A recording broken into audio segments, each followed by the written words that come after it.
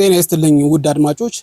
ሩሲያ የዩክሬን የመከላከያ ኢንዱስትሪዎች ናቸው ያለቻቸውንና የነዳጅ ማጣሪያዎችን ድምፀ ፍጡን ነው በተባለለት ካንዛል በተሰኘው የሚሳኤል ክፉኛ ስትደበድብ አድራለች።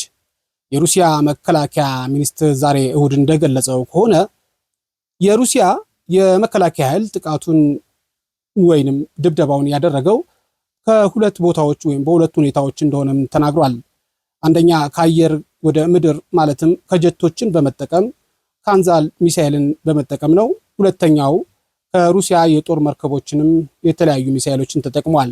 በሶስተኛም የሰው አልባ ድሮኖችንም በብዛት መጠቀሙን የሩሲያው የመከላከያ ሚኒስትር ቃል አቀባይ ተናግረዋል። በነገራችን ላይ አድማጮች ካንዛል ሚሳኤል ሩሲያ ካሏት ዘመናዊና እጅግ ፈጣን የሆኑ የረጅም ርቀት የሚጓዙ የባሊስቲክ ሚሳኤሎች ውስጥ አንዱ ነው። ሚሳኤሉ በፍጥነቱ የተነሳ ዩክሬን ባሏት የአንቲ ሚሳኤል ወይም አሜሪካንን ታድ ጨምሮ መታ ወይም መተው ጥለውት አያውቁም። በዚህ ምክንያት እንደ ሚኒስትሩ ገለጻ ነው የተኮስናቸውን ሁሉ ትክክለኛውን ታርጌት መተውልናልን ብለዋል። በሙሉ ልብ ነው ይህንን ነገር ሲናገሩ። ዛሬ ከድብደባው በተጨማሪ የሩሲያ ኃይሎች ተጨማሪ የዩክሬን ግዛቶችንም መያዛቸውን ተነግሯል። የዶኔስክ ግዛት ውስጥ የምትገኘውን ጽሑፍ ማለት ስሙ በጣም አስቸጋሪ ነው፣ ኖቮክሪስካ የተባለችን ቦታን ነው ሩሲያኖቹ የተቆጣጠሩት። ይህንን በዶኔስክ ግዛት ውስጥ የምትገኝን ቦታ ሩሲያኖቹ ሲይዙ ታዲያ እንደ ሚኒስትሩ ገለጻ በ24 ሰዓት ውስጥ ብቻ ከ400 በላይ የሚሆኑ የዩክሬን ወታደሮችን መገደላቸውን አሜሪካን ሰራሹን M113 የተሰኘውን ብረት ለበስ የውጊያ ተሽከርካሪንና ካዛክ የውጊያ መኪናን ጨምሮ 4 ከባድ መሳሪያዎችን ማውደማቸውንም ገልጸዋል።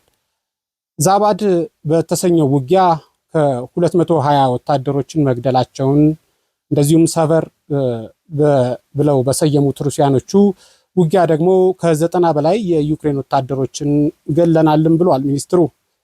ቮስካም እንደዚሁ ብለው በሰየሙት ውጊያ ደግሞ ከ185 አካባቢ የሆኑ የዩክሬን ወታደሮችን ገለናልም ብለዋል። እንደዚሁም ዴስፐር ብለው በሰየሙት ውጊያ ደግሞ 85 ወታደሮችን ገለናልም ብለዋል። በዚህ ውጊያ እንግዲህ በኔፕቲዩን የተባለውን የአየር መከላከያ ሲስተም የዩክሬንን ነው እንደዚሁ አውድመናልም ብለዋል። 102 የሚሆኑ የፊክስድ ዊንግ የተሰኙ ድሮኖችንን ጨምሮ እስራኤል ሰራሹን ራዳ ካውንተር ፋየር ራዳርን አውድመናልም ብለዋል።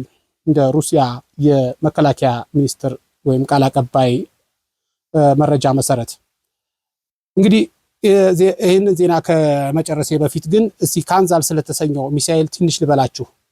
ሙሉ ስሙ KH-47 M2 ካንዛል ይባላል። TU-22 M3 ቦምበር አውሮፕላን ወይም ሚግ 31K ኢንተርሴፕተር የጦር ጀትንና እንዲሁም የተሻሻለውን ሱ-34 ቦምበርን የጦር ጀትን በመጠቀም ከአየር ወደ ምድር የሚተኮስ የባሊስቲክ ሚሳኤል ነው። እንደ አውሮፓውያኑ አቆጣጠር ማርች 2018 በቭላዲሚር ፑቲን የተበሰረው ይህ ፈጣን ሚሳኤል ያንዱ የሚሳኤል ዋጋ ወደ 10 ሚሊዮን የአሜሪካን ዶላር ያወጣል። ክብደቱ ወደ 4300 ኪሎ ግራም ይመዝናል። ሶሊድ ፕሮፐለንት ሮኬት ሞተርን ነው የሚጠቀመው።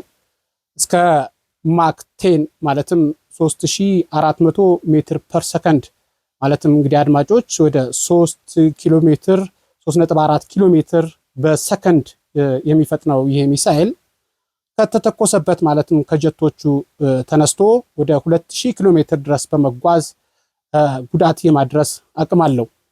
ይህ ሚሳኤል እጅግ አውዳሚ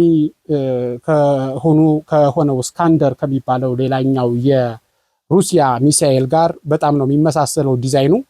ከዚህም የተነሳ በዓለም ላይ አሉ የተባሉ የአየር መከላከያ ስርዓቶች ሚሳኤሉን ለመከላከል የአሜሪካኑን ታድ ጨምሮ እጅግ አስቸጋሪ ነው የሚሆንባቸው።